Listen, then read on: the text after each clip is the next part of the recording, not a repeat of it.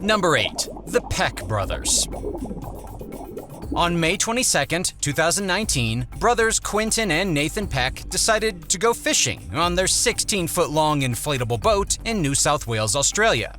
It was a day like any other, enjoying their time out on the water. There was no warning to what would happen next.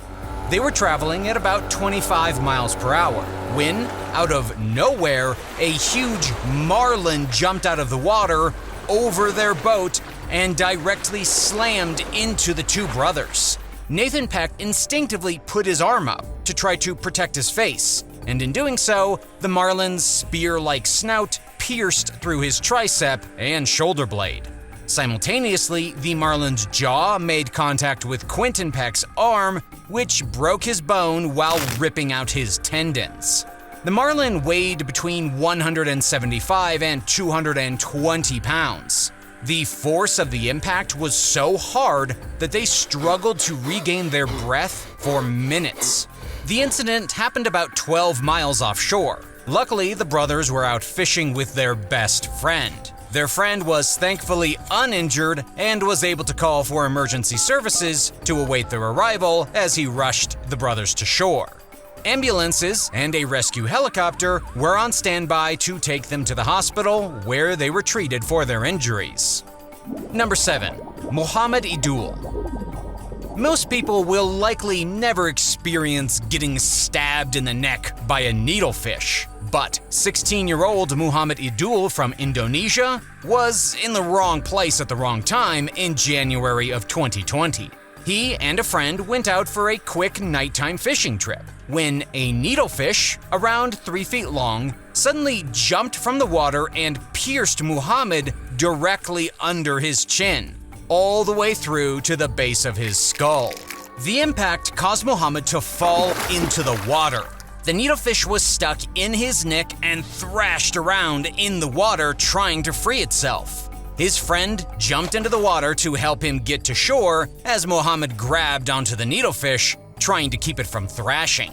Upon arriving to his house, Muhammad's father quickly took him to the hospital to have the fish removed. After 5 days in the hospital, Muhammad was able to go home and fully recovered from the ordeal.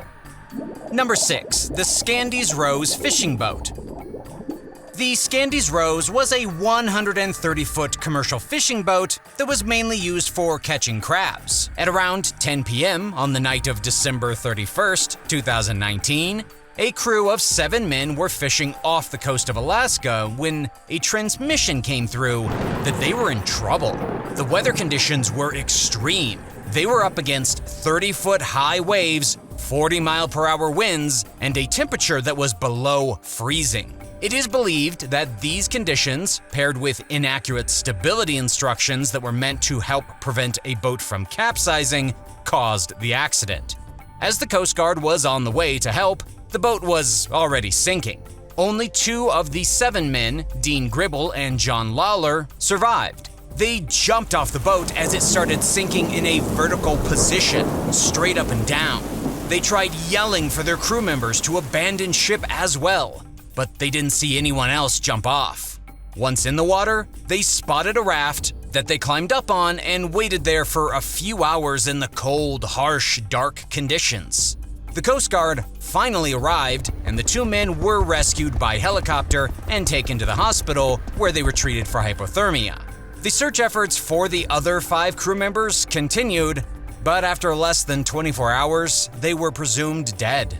Number 5. The Arctic Rose. On April 2nd, 2001, the Arctic Rose sank to the bottom of the Bering Sea around 400 miles off the coast of Alaska. It was a 93-foot-long fishing trawler used to catch many fish, but primarily the flathead solefish, by using large nets. That night, around 3 a.m., the boat started flooding with water and began to capsize. They tried to get the boat to stay level, but there wasn't enough time. To this day, nobody is sure what had happened that caused the boat to flood. One theory is that the hull of the boat was damaged by fishing equipment in the stormy weather. Another theory stated that water started rushing in through an open hatch that wasn't secured properly below deck. To try to piece together what happened, investigators used a remote-controlled video camera to get footage of the wreckage, about 430 feet at the bottom of the ocean. But the unclear footage didn't provide much. All 15 of the men on board tragically died in the accident. It is considered one of the worst fishing accidents in U.S. history. Number 4. Todd Thiesenwitz.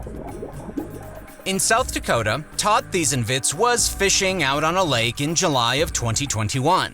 He felt something bite and immediately started reeling in his catch. It was a northern pike, which can reach around 60 pounds. As he reeled it in, the fishing hook suddenly broke due to the fight the fish put up.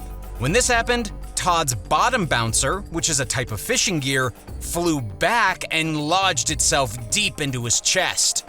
So deep that it went through the sac that surrounds the heart and pierced the actual heart muscles in his left ventricle. They called for help, and when they got to shore, help was already waiting for them. He was rushed to the hospital and needed to have emergency surgery. He needed to be put on life support during the operation, but miraculously made a full recovery. Number 3. The Sudur Havid. The Sudur Havid was a South African deep-sea fishing trawler that sunk in the Antarctic in the year 1998. On a morning in June, the crew of 38 men were facing severe weather conditions. Matt Lewis, author of Last Man Off, a true story of disaster and survival on the Arctic seas, was one of the men on board that day. He described how the waves were so high and treacherous that they were casting shadows at 10 o'clock in the morning. He recounts how he struggled to remain upright as he held on to the railing of the ship. The waves came bursting through the hatches of the ship, and soon it was filling with water. The ship sank about 170 miles off the coast. The men rushed into life rafts, but not everyone made it. Many drowned in the commotion, died from hypothermia, or from the shock of the icy cold water. The surviving men piled onto 3 life rafts. On Lewis's raft, there were 17 men, and by the time rescuers located them about 4 hours later, 10 of the men on his raft had died. Altogether, half of the men died in the incident. Many years later, Lewis kept a promise he made to one of the rescuers who lifted him into the rescue vessel, that he would name his daughter, Camilla, after the name of the vessel that rescued him. Number 2. Ross Chapman.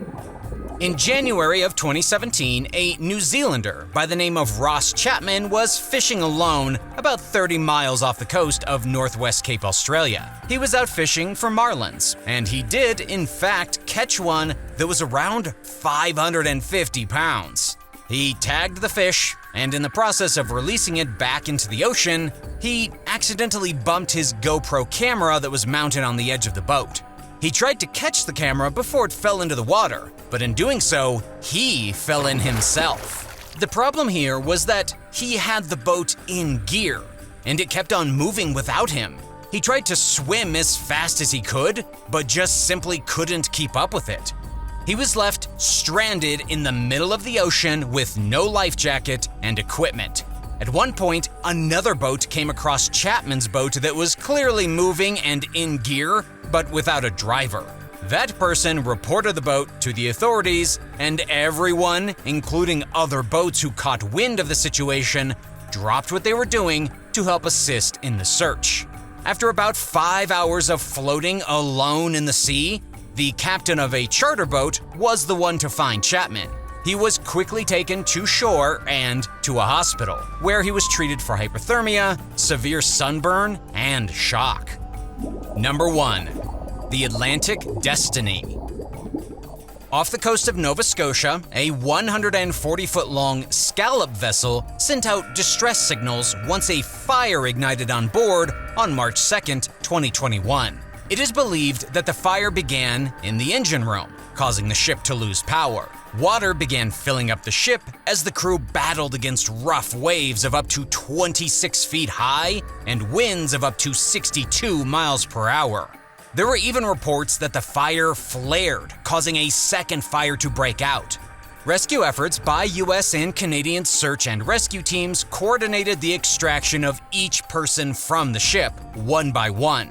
2 helicopters were able to successfully rescue all 31 people on board over the course of about 12 hours. Rescuers described the event as one of the most challenging rescue operations they had ever been a part of, due to the number of people that needed to be rescued and the harsh weather and winds that demanded extreme focus while handling the helicopters. But the high spirits and energy of the crew as they were being rescued helped keep the situation positive. Would you rather be stranded out at sea for 5 hours with no knowledge of when you'll be rescued? Or have to pilot a rescue helicopter for 12 straight hours?